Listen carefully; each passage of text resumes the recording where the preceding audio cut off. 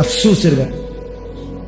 আইয়ামে জাহিলিয়াত নিকৃষ্ট কাফের বেঈমান যখন ছিল, জাহিলি সমাজ ছিল, তখনও আমরা কোনোদিন কোনো কিতাবে জাহিলি যুগের এমন কোন ঘটনা শুনি নাই যে দিনের আলোতে পাথর মাইরা এইভাবে একজন মানুষকে দিনে দুপুরে এইভাবে মেরে ফেলে। এত বড় নিকৃষ্ট জানোয়ার পৃথিবীর ইতিহাসে আর কখনো হয় নাই। এত বড় জানোয়ার, এত বড় কুত্তা পৃথিবীতে আর কোনোদিন জন্ম নেয়। মানবতা কোথায় নেমে গেছে? হায় রে দল, হায় রে ক্ষমতা, হায় টাকা, হায় চাঁদা। ঢাকা এত দরকার হয়ে গেল।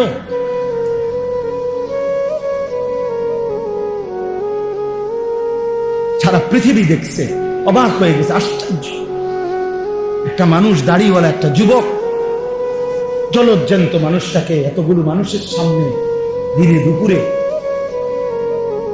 পাথর মেরে মেরে মেরে ফেলছে। আহা,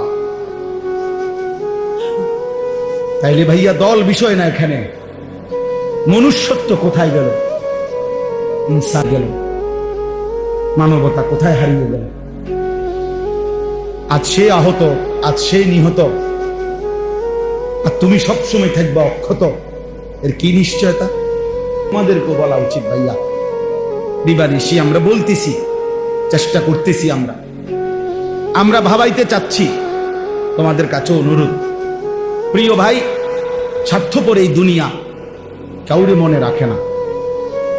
স্বার্থপর এই দুনিয়া কারো জন্যই থেমে থাকে। সত্যি কথা, কসম আল্লাহ, তোমার ভালো যদি তুমি না বুঝো, কেউ তোমার মনে রাখবে না। তোমার জন্য ভাববার কারো সময় নেই, সবাই ব্যস্ত, সবার কাজের অভাব নেই। তার ভালো হোক মন্দ হোক, যৌক্তিক হোক অযৌক্তিক হোক, প্রয়োজনীয় হোক অপ্রয়োজনীয় হোক, বর্তমানে এমন একটা সময় যে সবাই ব্যস্ত, সবাই ব্যস্ত। আজকে সকালবেলা আমি ফজরের নামাজের একটু পরে আমার মেয়ের মাদ্রাসায় গেছি।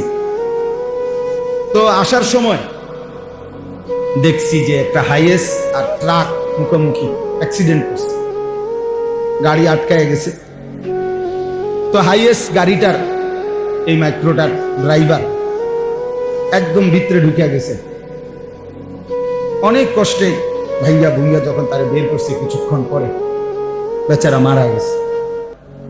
জীবন্ত মানুষ, জলজ্জান্ত মানুষ গাড়িটা চালাচ্ছিল, এমন মানুষটা মরে গেছে। আমার বলার বিষয় হলো, আমি তাকায় দেখলাম জ্যামের কারণে গাড়ি আটকায় আছে। প্রতিটা গাড়ি সর্বোচ্চ ফোর্সে শুধুই হর্ন দিতেছে, ডাইনে বামে বাঁকা সাকা কইরা কোনো না কোনো ভাবে পাশ কাইটা চলে যাইতেছে।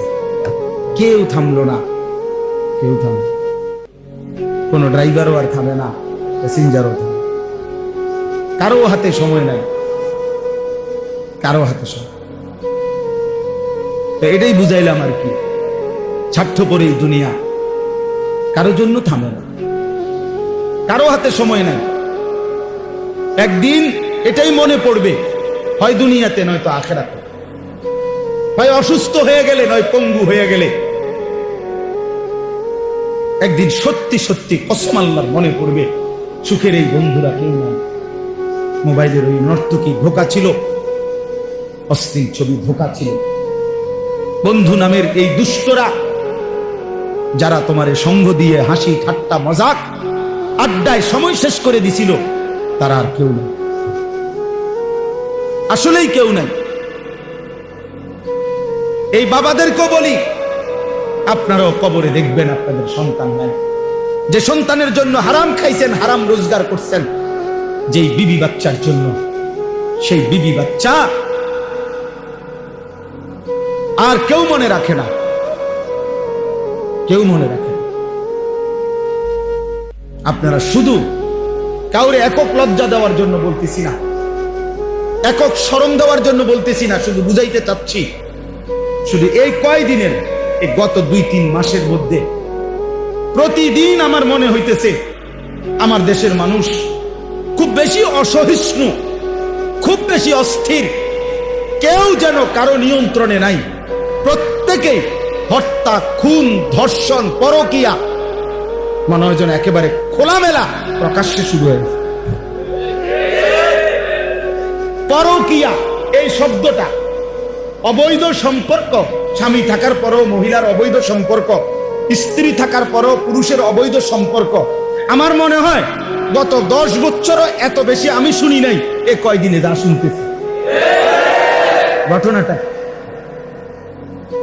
ঘটনাটা কি? অসভ্যতা এভাবে বেড়ে গেল কেন? দোস্ত, নোংরামি এভাবে বেড়ে গেল কেন? প্রিয় ভাইয়া, এই কঠিন বাস্তবতা, এই নিদারুণ বাস্তবতার মুখোমুখি তোমরাও হইবা। কোন সমাজে যদি জেনা ব্যভিচার হয়, বেড়ে যায়, খোদার কসম, তো ওই সমাজের সকল পরিবারই অরক্ষিত হয়ে যায়। কারোই তখন ইজ্জতের নিরাপত্তা থাকে না, কারোই থাকে না, কারোই থাকে না। এই জন্য আমরা ভাবা উচিত, মানুষ চলজ্জান্ত মানুষ পিটাইয়া মানুষকে দিনে দুপুরে মেরে ফেলতেছে। আফসোসের ব্যাপার, আইয়ামে জাহিলিয়াত নিকৃষ্ট কাফের বেঈমান যখন ছিল, জাহিলি সমাজ